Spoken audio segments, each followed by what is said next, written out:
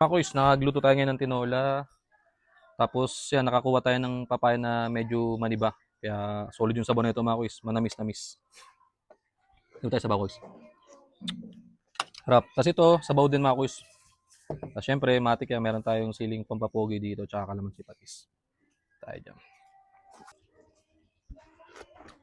Dapat nga, Makoys, lagay ko kalabasa kasi may natira pa rin yung kalabasa nung sa tanim natin. Eh, kayo na, nung naglalakad-lakad ako, sabi ko, may nakita akong medyo maniba na papaya. Solid, Makoys. Sabi ko, masarap. Yun na masarap sa tinola, Makoys.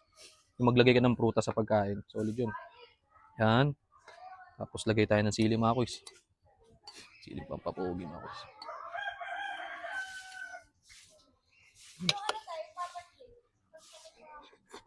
Sarap.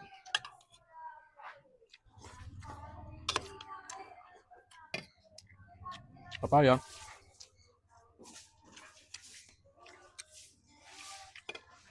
Sarap na papaya, Makoys. Manamis-namis.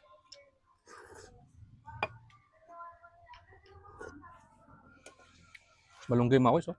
Dahil ko nilagay na malunggay.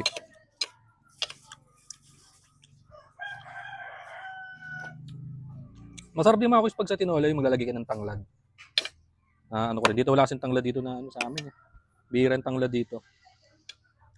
Kaya naglagay tayo ng luya. Yan, dinamin natin luya para ilansa. Sarap, Makoys, pag may sili talaga sa pagkain.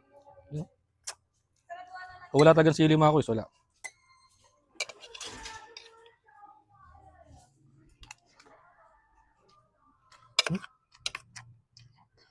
Sa yote, bunsoy naman, Makoys, pero pag yung ganitong maniba talaga na papaya, Makoys, bagay na bagay sa tinola to, lalo kung native, Makoys, mas quality.